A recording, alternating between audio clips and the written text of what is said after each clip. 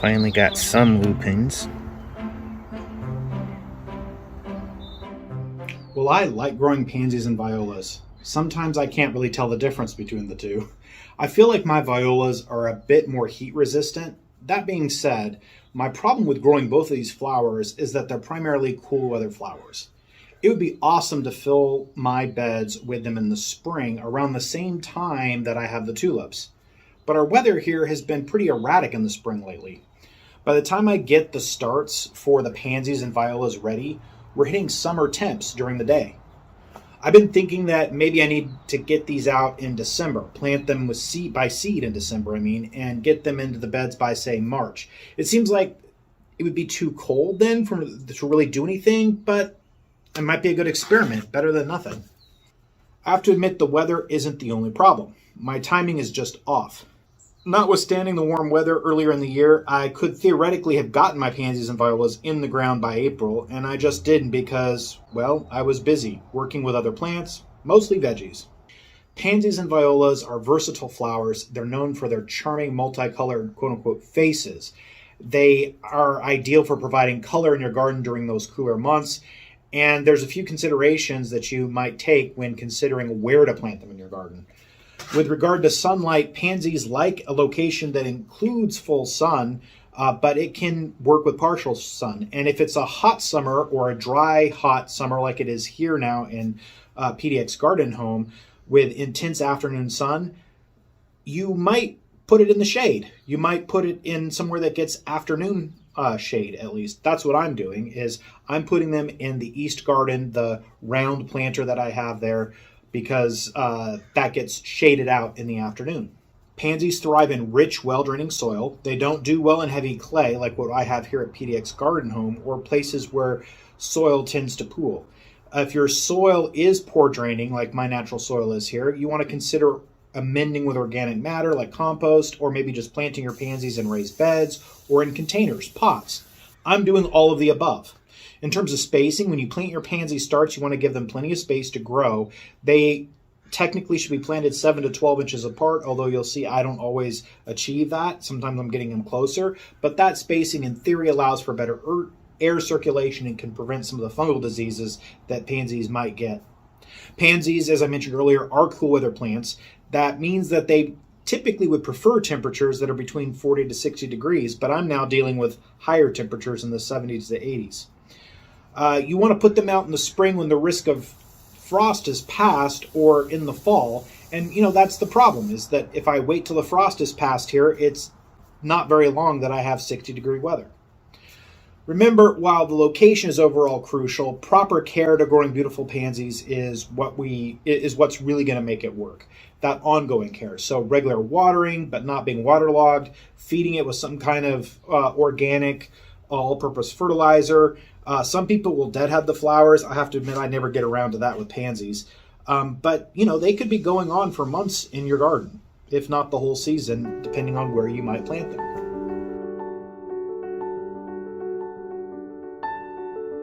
We've had a dry stretch over the last couple of weeks now, and that means keeping the garden watered is a task that I have to stay on top of. This is regular activity that has entered my garden duty rotation earlier this year than it would have in prior years. To determine what to water and when, I use the basic finger in the soil method.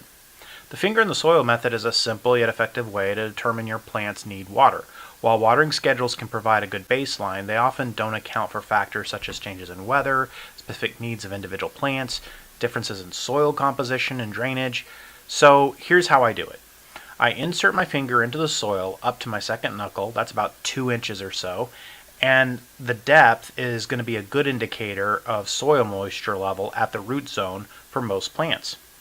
If your finger comes out dry and soil free, the soil is, well, dry, and it's time to water your plants. If your finger comes out moist, soil somewhat sticking to it, then your plants have enough water for now and you should wait to water again. I think you kind of probably know if you feel like the soil is moist from the touch of your finger as well. I generally check every couple of days. Remember that overwatering can be harmful to plants as well as underwatering. It can lead to root rot and other issues if you don't have good drainage. I can't really overwater. I've got a lot of good drainage, but it's just a waste of time and money in terms of I'm on the city water tap here. Using the finger in the soil method can help you avoid both extremes, and it ensures that your plants receive just the right amount of water that they need to grow and thrive.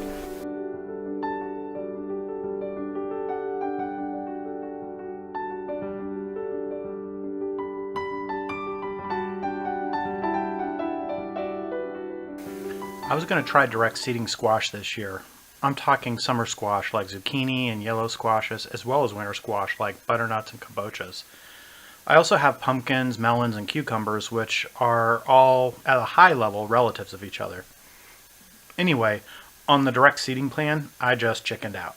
So I've germinated everything in pots with the intent that as soon as they sprouted, I would carefully move the whole pots full of soil and all the initial roots into the garden bed.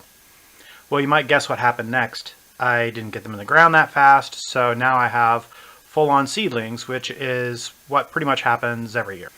Not to discourage you if you plant your squashes and melons and cucumbers from start plants. Obviously, I'm still doing that too, so it can work. The problem is that the plants in this family really don't like their roots disturbed. So I've been blaming poor squash performance on using transplants rather than direct seeding. And indeed, whenever I've had volunteer zucchini or pumpkins in the garden, it for sure outperforms everything else. So we'll follow along here this year and see what kind of results I get again this year.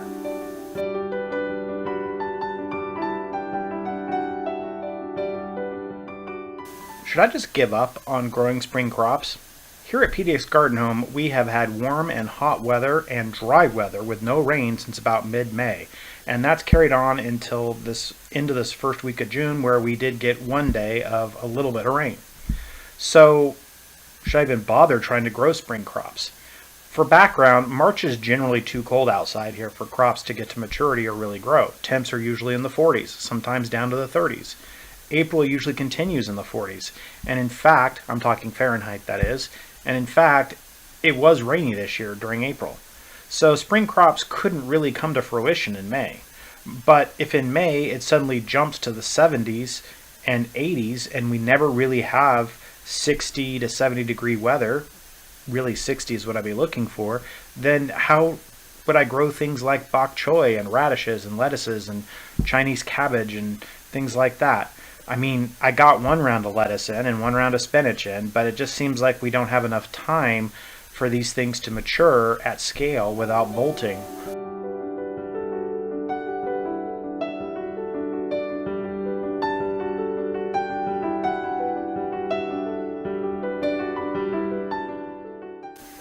Well, it's probably later than most of you, but I'm finally getting my tomatoes, eggplants, and peppers in the ground.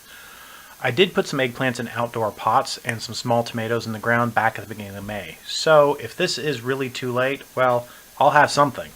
But the majority of my starts are going in right now as quickly as I can get to it.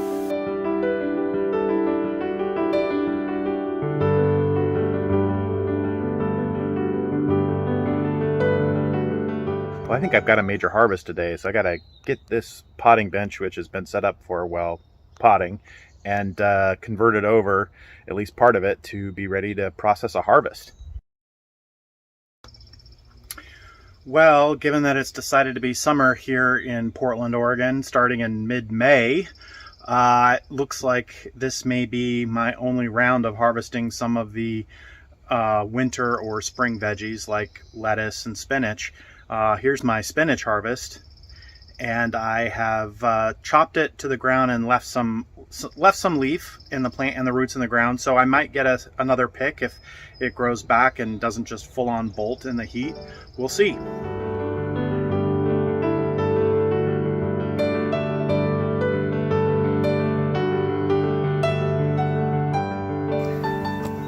Lettuce, particularly the romaine, I'm debating what to do because we've got this hot weather here that's early, and so it looks okay right now. So I'm thinking, well, I can leaf it, which is what I normally do, where I just cut the leaves off and then let more regrow and harvest it that way, or I can wait for it to head. And the kind of two diverging thoughts I have are, well, I'm not leafing it, may not be that productive because it's going to get too hot and bolt anyway, and so I'd only get one round of leaves, so maybe just wait till I got a full head for it, right?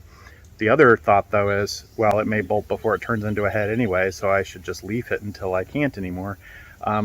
Yeah, so it seems like it's a toss-up to me.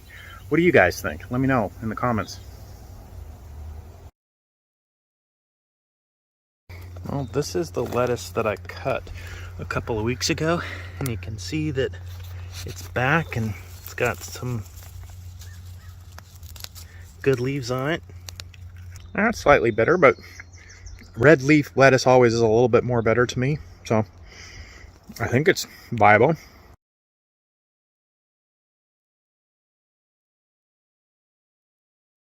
Well, there was a lot of concern with the heat this year coming early, that maybe the peas would be done for, but they're coming in June as always, and quite tasty. Some kale. It's getting attacked by bugs there, so I've got the BT out. More kale in the field.